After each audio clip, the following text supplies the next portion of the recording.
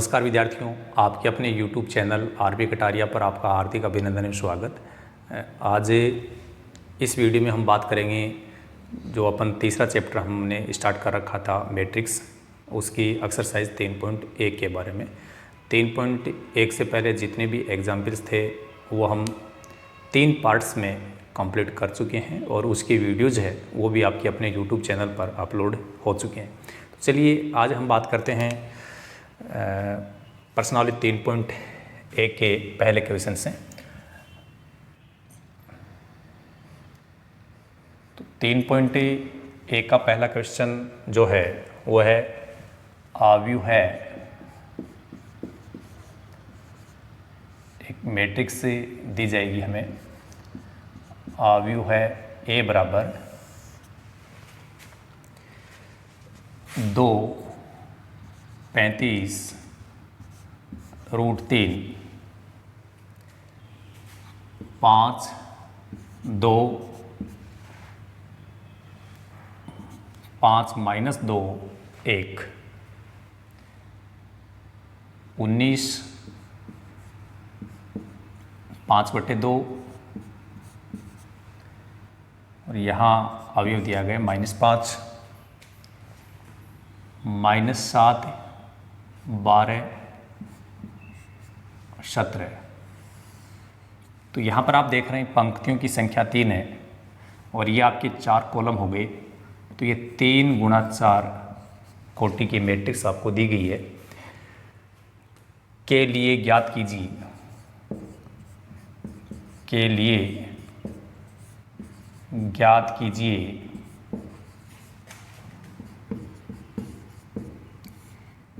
कि point number 1 आव्यूह की कोटि, आव्यूह की कोटि मैट्रिक्स की कोटि बतानी है।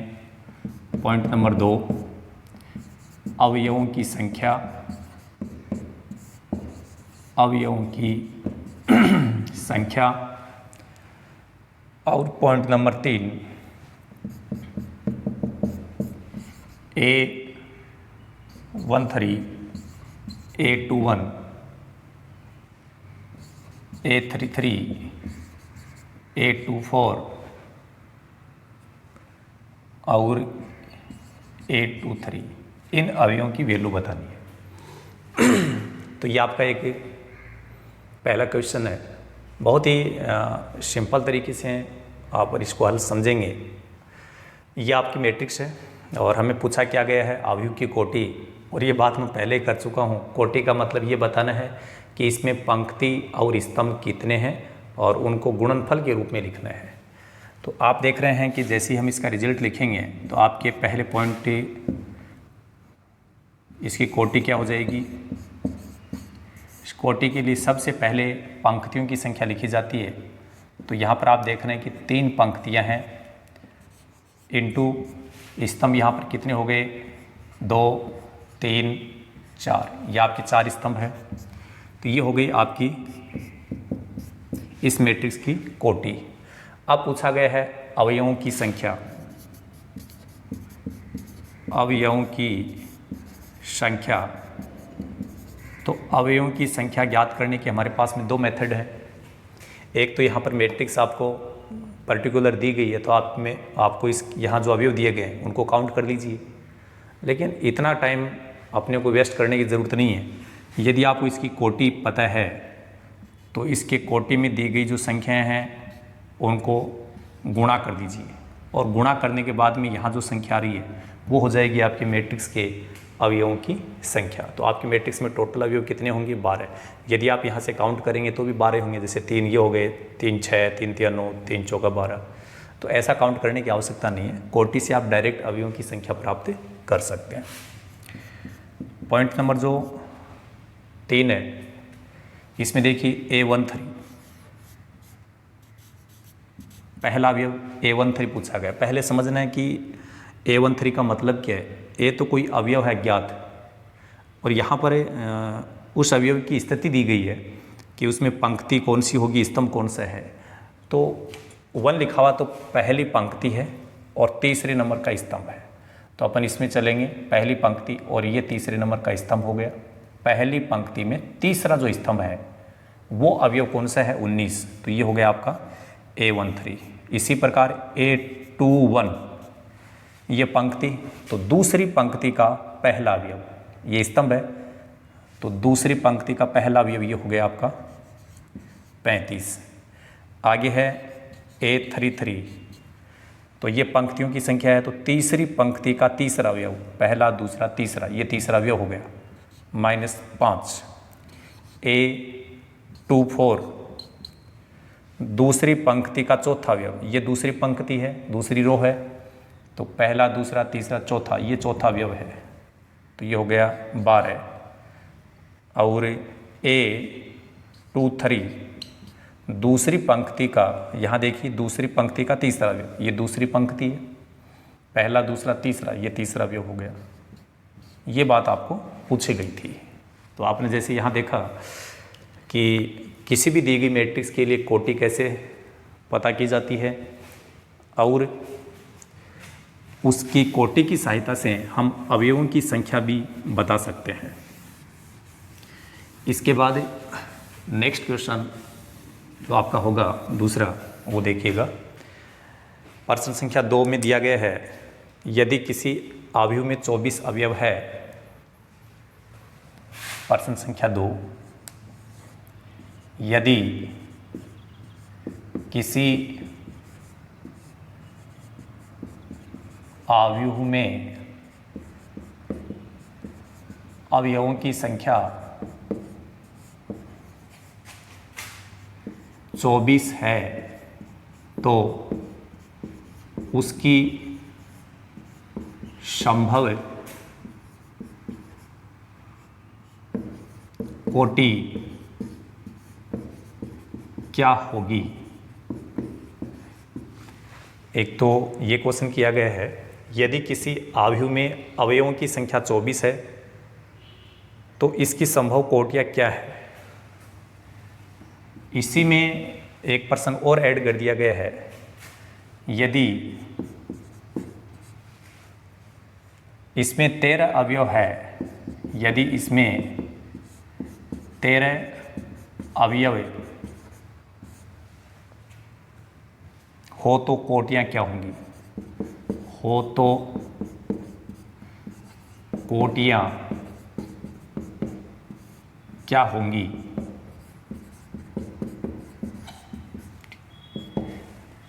देखिए, पहले हमें जब अवयवों की संख्या 24 हो, अवयव की संख्या कितनी हो? 24, तो उसके लिए संभावित कोटि, संभावित कोटि क्या क्या हो सकती है वो आप देखेंगे। देखिए, यदि किसी मैट्रिक्स के टोटल अवयवों की संख्या हमें दी गई है और हमसे उसकी संभावित कोटि क्या क्या होगी, यदि ऐसा पूछा गया है तो उसका बड़ा सिंपल आंसर है, बस ये समझना है कि कौन कौन सी संख्याओं को गुणा करने पर 24 आ सकता है। जैसे आपको पता है, 1 को अपन 24 से गुणा करेंगे तो भी 24 मिल सकता है, या 2 को 12 से गुणा करेंगे तो भी 24 आएगा, या 3 को 8 से गुणा करेंगे तो भी 24, या 4 को 6 से गुणा करेंगे तो भी 24 आ सकता है, या 6 को 4 से गुणा करेंगे तो 24 आ सकता है, या 8 को 3 से गुणा करेंगे तो 24 आ सकता है, या 12 को 2 से गुणा करेंगे तो 24 आ सकता है, या 24 को 1 से गुणा करेंगे तो भी 24 आ सकता है। देखिए, केवल इतना ही अपने को समझना है कि 24 कौन कौन सी संख्याओं को गुणा करने पर आ सकता है। तो ये जैसा आपने देखा, 1 गुणा 24 ये भी 24 होगा, 2 गुणा 12, 3 गुणा 8, 4 गुणा 6, 6 गुणा 4, 8 गुणा 3, 12 गुणा 2, 24 गुणा 1, ये इतनी इसकी संभावनाएं हैं। तो 24 अवयव के लिए इतनी कोटियाँ हो सकती है। इसी प्रकार जैसे अवयवों की संख्या मान लीजिए इसने 13 बता रखी है, अवयवों की संख्या कितनी बताइए? 13। कि यदि अवयवों की संख्या 13 हो तो उसके लिए संभावित कोटि क्या क्या होगी? देखिए, वही बात समझनी है कि कौन कौन सी दो संख्याओं को गुणा करने पर 13 आ सकता है। आपको पता है, एक को 13 से गुणा करेंगे तो 13 आएगा, या 13 को 1 से गुणा करेंगे तो 13 आएगा। इसके अलावा कोई स्थिति नहीं बन रही है। तो अवयवों की संख्या 13 के लिए केवल दो ही संभावना बन सकती है, तो दो ही कोटियाँ होंगी, 1 गुणा 13 या 13 गुणा 1। ये आपका प्रश्न संख्या 2 कंप्लीट हुआ। अब प्रश्न संख्या जो 3 है उसकी हम बात करेंगे।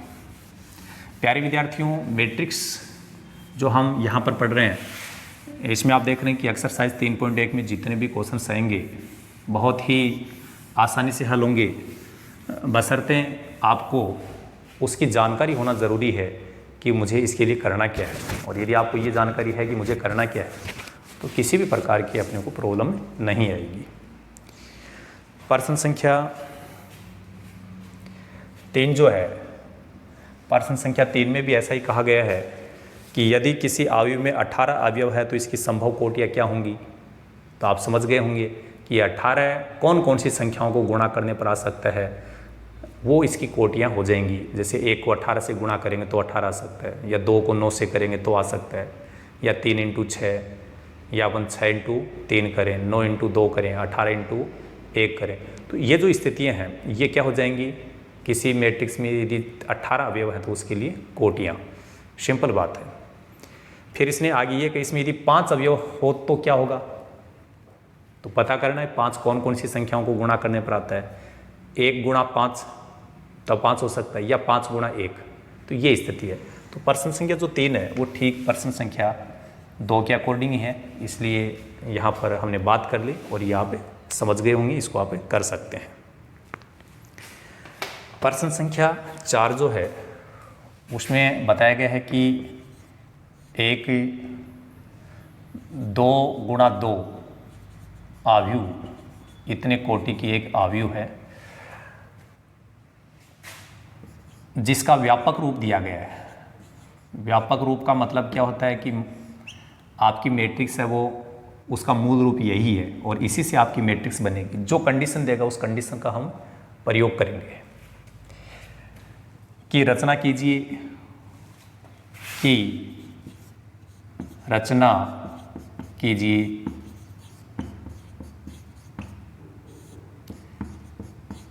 जिसके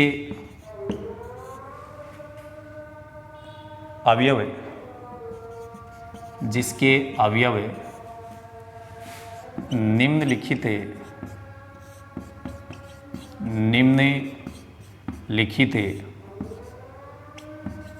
प्रकार से प्रदत्त है।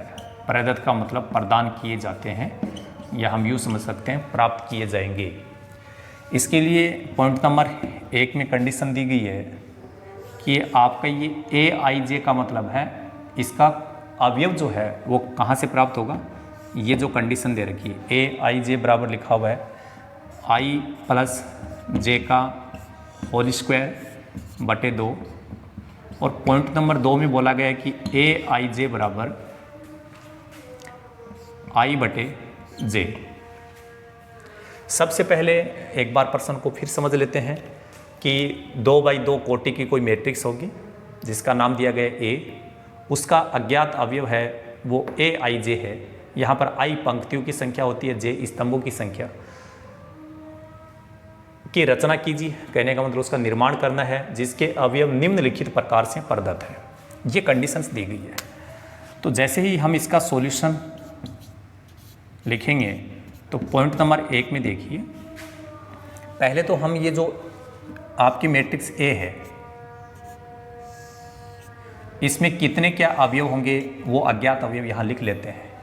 जैसे 2x2 की बता रखी है, इसका मतलब इसमें 2 ही तो पंक्तियाँ होंगी और 2 ही स्तंभ होंगे, तो ये 4 अवयव होंगे। 2x2 का मतलब गुणा करने पर 4 अवयव होंगे।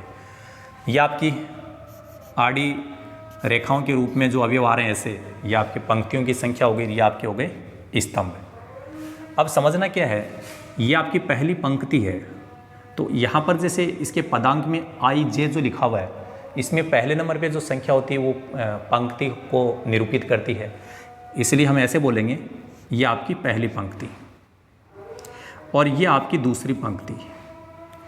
अब आगे देखिए, यदि अब स्तंभ की बात करें तो ये कौन सा स्तंभ है, पहला, इसलिए लिखेंगे ये पहला स्तंभ और ये अवयव भी पहले स्तंभ का ही है।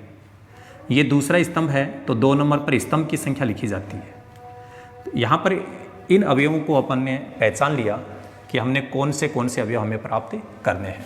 तो देखिए A11 एक तो ये प्राप्त करना है, इसके लिए पहले मैं एक बार फिर से ये लिख लेता हूँ, AIJ बराबर I प्लस जे का होल स्क्वायर बटे 2। देखिए जैसे हमें सबसे पहले A11 प्राप्त करते हैं अपन, पहली जो पंक्ति है उसके अवयव प्राप्त कर लेते हैं। A11 का मतलब ये I और ये J, I और J का मान यहाँ रख दो। 1 नंबर पे जो संख्या आ रही वो I है, 2 नंबर पे J, तो 1 प्लस 1 स्क्वायर बटे 2, आप समझ गए, यहाँ पर 2 बनेगा, 2 का स्क्वायर करने पर 4, फिर 4 में 2 का भाग लगाएंगे तो 2। अब पहली पंक्ति का दूसरा अवयव A12, यहाँ पर I का मान 1 है, J का मान 2 है, स्क्वायर करेंगे इसके अकॉर्डिंग बटे में 2, ये 3 हो गया, 3 का वर्ग करेंगे तो 9, और 9 में 2 का भाग लगाएंगे तो ये सरल नहीं हो रहा है, तो इसको 9 बटे 2 ही लिख देंगे। इसी प्रकार जैसे A21, ये I है ये J है, तो इसमें रखेंगे अपन I का मान 2, J का मान 1, तो ये स्क्वायर बटे 2, तो ये भी हो जाएगा 9 बटे 2।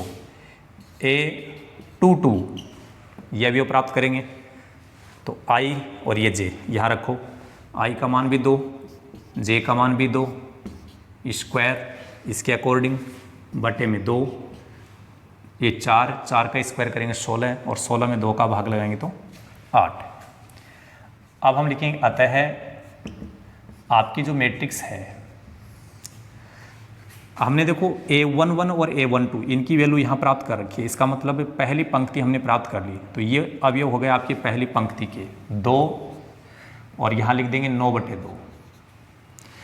फिर यहाँ A21 A22 ये हो गए दूसरी पंक्ति के अवयव, तो इनको अपन दूसरी पंक्ति में लिख देंगे 9 बटे 2 और ये 8। इस प्रकार से दी गई जो ये कंडीशन है इसके अनुसार हम मैट्रिक्स प्राप्त कर सकते हैं। अब बात आती है जैसे पॉइंट नंबर 2 की। पॉइंट नंबर 2 के लिए भी मैट्रिक्स है वो ऐसी ही होगी, क्योंकि 2 बाई 2 की मैट्रिक्स ही बनानी है अपने को, तो व्यापक रूप तो यही होगा, केवल कंडीशन चेंज हो गई है। तो AIJ बराबर I बटे J। अब कंडीशन क्या दी जा रही है उसकी हमें कोई मतलब नहीं है, क्योंकि कंडीशन जैसी दी जाए उसके अकॉर्डिंग हम काम कर लेंगे, कुछ भी दिया जा सकता है। तो यहाँ पर देखो अवयव क्या क्या लिखे हुए हैं, A11, A12, A21, A22 ये हम ज्ञात करेंगे। तो A11 फिर A12 फिर इसके बाद में A21, A22 ये अपने को ज्ञात करना है। IJ, I का मान 1, J का मान 1, सरल करेंगे तो 1, I का मान 1, J का मान 2, यहाँ I बटे J लिखा हुआ है, तो ये I ये J, I बटे J हो गया, सरल इतना ही होगा। I का मान 2, J का मान 1, सरल करने पर 2, I का मान 2, J का मान भी 2, सरल करने पर 1, और अंत में देखो ये तो हो गए आपकी पहली पंक्ति के अवयव, ये हो गए दूसरी पंक्ति के अवयव। तो आपकी मैट्रिक्स क्या बन जाएगी, आपकी मैट्रिक्स हो जाएगी 1 बटे 2, ये पहली पंक्ति हो गई, और यहाँ 2 1, ये 2 हो गया, ये 1 हो गया। इस प्रकार से आपकी 2 बाई 2 कोटि की मैट्रिक्स है वो हम प्राप्त कर सकते हैं। बहुत ही आसान काम है। लगातार आप हमारे YouTube चैनल पर बने रहें, वीडियो को अंत तक ज़रूर देखिएगा। ऐसा नहीं कि हम यहाँ समझ गए मैट्रिक्स हम लोगों को आ गई है, बिल्कुल आप समझ चुके होंगे, बट आगे हम बहुत कुछ नई नई बातें सीखने वाले हैं। लगातार आप चैनल पर बने रहेंगे, इसी आशा के साथ हम एक बार फिर से आगे बढ़ते हैं। तो पॉइंट नंबर जो हम देख रहे थे यहाँ पर कि इसमें एक तीसरा पॉइंट और भी दिया गया है। तो तीसरे पॉइंट में कंडीशन अपने को क्या दी गई है, जैसे ए आई जे, ये आपका तीसरा पॉइंट है, बराबर आई प्लस 2j का होल स्क्वायर बटे 2। जो विद्यार्थी यहाँ पर जो बातें हम कर रहे हैं वो समझ चुका है। आपकी जो मैट्रिक्स है उसमें कौन कौन अवयव होने चाहिए, उन अवयव को आप एक बार ऐसे बना लेंगे। फिर यहाँ पर 1 नंबर पे आई होता है, 2 नंबर पे जो होता है वो जे। ये पता अपने को कहाँ से चला, देखो यहाँ लिखा हुआ आई जे, 1 नंबर पर आई, 2 नंबर पे जे। तो इसमें आई और जे की वैल्यू रखते रहो इस अवयव के अकॉर्डिंग। जब A11 का मान निकालेंगे तो आई का मान 1, जे का मान 1। जब A12 का मान निकालेंगे तो आई का मान 1, जे का मान 2। वो अपन वहाँ रखते रहेंगे, कैलकुलेट करते रहेंगे। और जैसे ही इनकी वैल्यू प्राप्त हो जाती है तो उनकी वैल्यू को आप इनके स्थान पर रखते हुए मैट्रिक्स ए का निर्माण कर सकते हैं।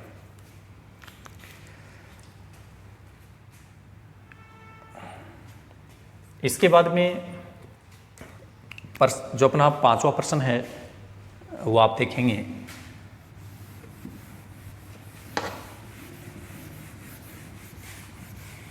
मैट्रिक्स की जो अपनी प्रश्नावली हमने स्टार्ट कर रखी है, जो चैप्टर स्टार्ट कर रखा है, जैसे ही ये कंप्लीट होगा इसके बाद में हम एक आपके लिए बहुत ही शानदार टॉपिक लेकर के आएंगे, जिसमें अच्छे अच्छे स्टूडेंट्स हैं वो काफ़ी उन लोगों को प्रॉब्लम्स आती है।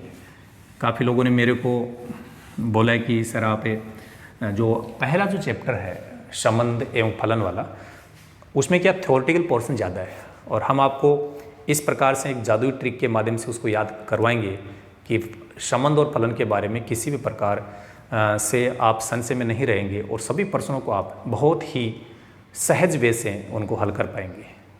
चलिए अभी अपन 3 की प्रश्नावली को कंप्लीट करते हैं, और 3.1 की एक्सरसाइज का ये लीजिए 5 ओकेशन। प्रश्न संख्या 5 में कहा गया है कि एक 3 गुणा 4 आव्यूह की रचना कीजिए। आव्यूह है की रचना कीजिए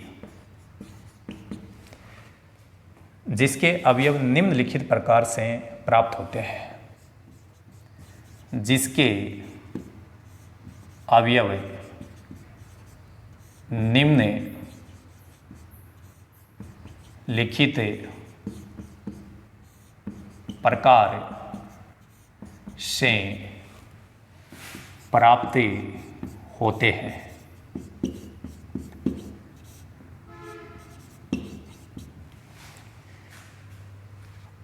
तो यहाँ अपने को एक कंडीशन दी गई है पहले पॉइंट में कि ए आई जे का मतलब है मैट्रिक्स का जो अवयव है वो कैसे प्राप्त होगा, 1/2 मोड ऑफ -3i + j। ये आपकी फर्स्ट कंडीशन है कि पहले पॉइंट में आपका अवयव ऐसे प्राप्त होगा तो आप 3/4 की मैट्रिक्स बनाएंगे।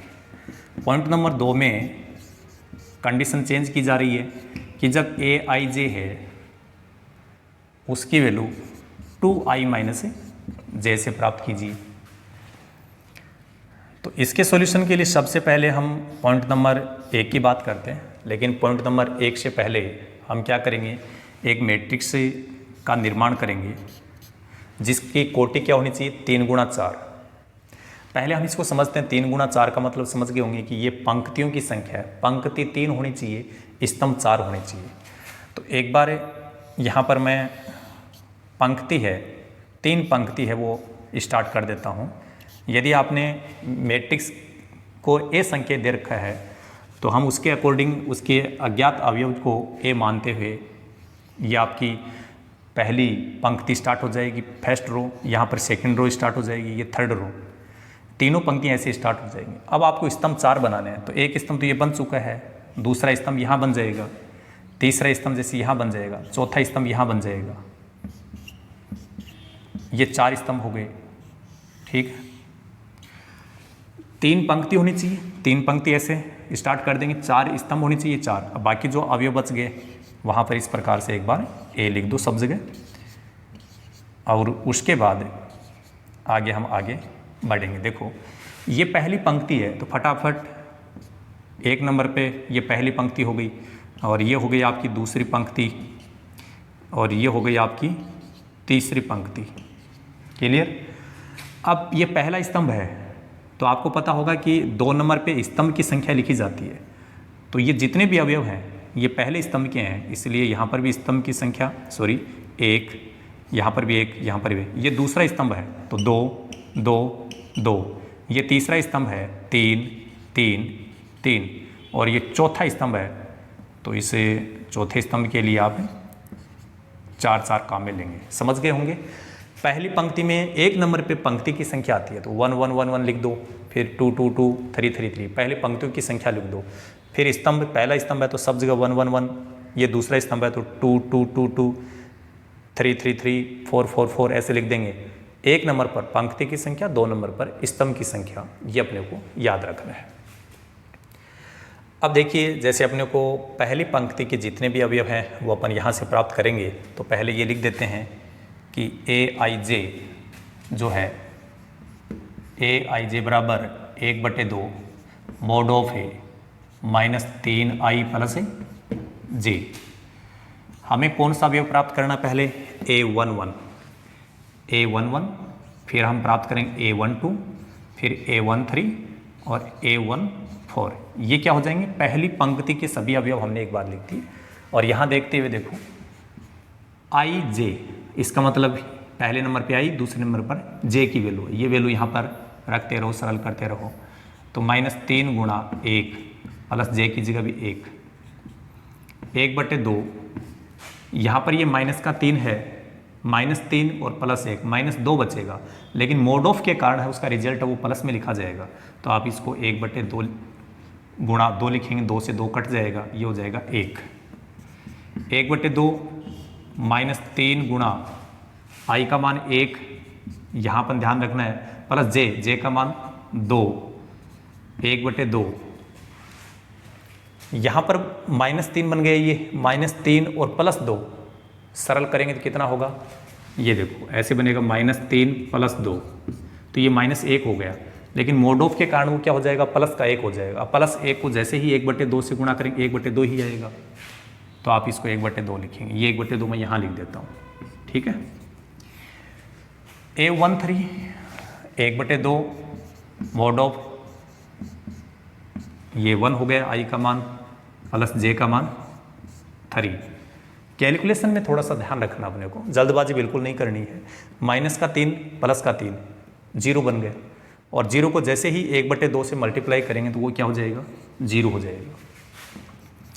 a14 1/2 -3 गुणा आई का मान 1 ही है, प्लस जे का मान 4, 1/2 गुणा -3 +4, 4 में से 3 घटेगा, 1 बचेगा, ये 1 हो गया, और इसे मल्टीप्लाई करेंगे तो 1/2।